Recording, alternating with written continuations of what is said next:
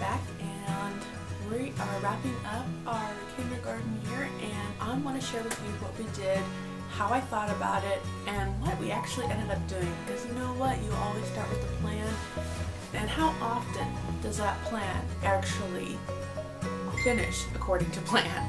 Alright, so that's what this video is about. Let's get started. Mom, can you help me do it? Help you to read. Okay. So. That is at eat seat. That's not it. That's a D. okay. Seed. That is a seed.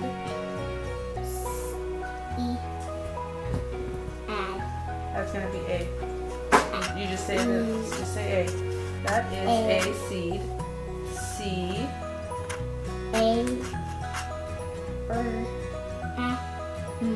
Ram.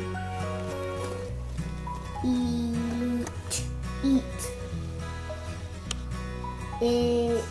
It. Okay, can we put it together now? C. A. Ram. Eat it. C. A ram. Eat it. What is he eating? A seed. Okay, there is so much that I want to say and share, and I'm going to actually have to flip the camera around to kind of talk about some of the things. It's just hard to like hold up a book, whereas if I can turn around and show you the book, you actually get a better view of it. And so that's what I'm going to be doing. But first I'm going to start out with one of the main components of my curriculum for the Charlotte Mason inspired kindergarten year. Woo, that was a mouthful. Was Before 5 in a Row. That was a #1 recommended curriculum, especially for the younger years. It was literature based, so of course when I could get it at an affordable price, I snatched up on it. And how that works is that you have one book, let's say Corduroy, and you go over that book and you read that book and then you do something with it, and you read that book and you do something else with it each day. What's quickly old. It wasn't that they were books that my kids constantly asked me to read anyways, like Horton Hears a Who. These were books that I may have enjoyed, but after reading it every day and doing something with it every day, I was actually going to end up hating those books. I could see it. I could see that happening, and I didn't want to do that. So pretty much within a few weeks of getting that and starting our school year, because I didn't just jump into that at the beginning of a new school year, we kind of gradually built up what we did. I put it away. I was like, this is not for me. As much as I love literature and love finding ways to include literature in a daily atmosphere, we nixed that pretty early into the school year. Another thing that I showed was just a lot of read alouds that we had. We had books, for example, books like Paul Revere's Ride by Henry Wadsworth Longfellow. That is a poetry that was put into beautiful illustrations. We had Make Way for Ducklings. We had Blueberries for Sal. We had Oxcart Man. I mean, we just had that video where I showed what my plan was and kind of a little bit of a chit-chat video. I'm going to have that linked below because it was one of my most popular videos. And so now that we're wrapping up our school year, I end school on a Friday just before summer begins on our calendar. I like points like that tell me when to stop. And we always start school the day after Labor Day. Anyway, so as we're wrapping this up, I'm kind of taking inventory or seeing some of the books that we actually did. So of course, when you start a homeschool year, you have a huge list of what you're going to do. And then by the end of the school year, you have the stack of what you actually did. So when I started our school year, especially with the younger ones, my goal was to read out loud to them every single day. That was my goal. Did I 100% accomplish that goal? No, I did not. Right off the bat, we were in the hospital last week for 5 or 6 days, and I only had my one baby. I did read to him a few times, but I didn't read to the younger ones in a way that I was expecting to. But, and this is another video that's going to come up, I went from a mom that just was like, I want to be that mom that reads out loud, to I am now a mom that reading to my children pretty consistently, I won't say on a day-to-day basis. I'm really happy with how that's come about. I am so happy with the progress that I have made, and if nothing else for our school year, I have accomplished that, and I'm really, really, really, really super pleased about that. So I would consider that, you know, a great thing that happened was definitely reading out loud more to my children, choosing good books. One of the things that I did start out with, if I can remember, I will put the blog post down below.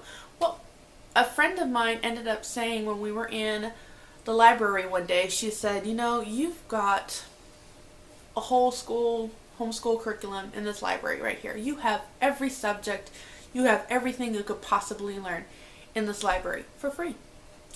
But that got my wheels spinning. I was like, how often do we not pick up books at the library that we know nothing about? We're always, for me, I'm always looking at books that interest my children. I'm always looking for books by authors I recognize. I'm always looking for books that are featured. I'm always looking at books that are on my want list, and I'll check them out there and see if I really want them. Very rarely do I go and I just grab a section, go home and read it. And I did that. We decided to read through the children's section from authors A to Z. So I've gone through all of A's, and I think we're finishing up on the B's. I realize how many books out there, I'm just like, that was the best you could come up with. It's just, it was very stressful trying to give my kids good literature and really good books, and there were so many things that were twaddle. So I had to stop doing that for a while, just because we were just like, we almost hated reading books. We were just like, oh, I don't want to know anything about that. However, I found some really good books that I wanted to read more than once and check out more than once because we really enjoyed them. So we did that with the library. We read a lot through just checking out books every Tuesday from the library. Tuesday is our library day. I'm as faithful to that as I can possibly be. Some of the other things that we ended up adding to our homeschool year was things like poetry tea time and morning basket. Morning basket just means things that you do before you start an academic school day. Most of the time it's reading, coloring, Bible, etc. I ended up doing similar to that. I tried to do our devotions. I tried to do a little bit of fun reading or a missionary story or something while they colored. And then the older ones could transition into the harder work that I could help them, while the younger ones were fed a little bit, that they were occupied by themselves and didn't quite need my attention so much. After probably when we moved and that transition into how we worked here, I would say those few months were very difficult to get back into that kind of routine, and I really miss that, and I will definitely be bringing that back. Poetry tea time, I just recently started, I would say a few months ago, and it is something that we always look forward to on Tuesdays. So we have our library, and then we have our poetry tea time on Tuesdays. I would like to spread that out a little bit, but right now, those are things that the kids can hold on to and are consistent, and they know what to expect. Okay, I know you want to get down to what we actually did with the younger ones. So I'm going to flip the camera around and I'm just going to kind of show you, now that I gave you that prelude, what we actually did with the younger ones. A huge thing with Charlotte Mason is that the children are brought outside, not sent. You go out there with them. That is a new thing that I recently learned, and it was just, it was one of those things that I was very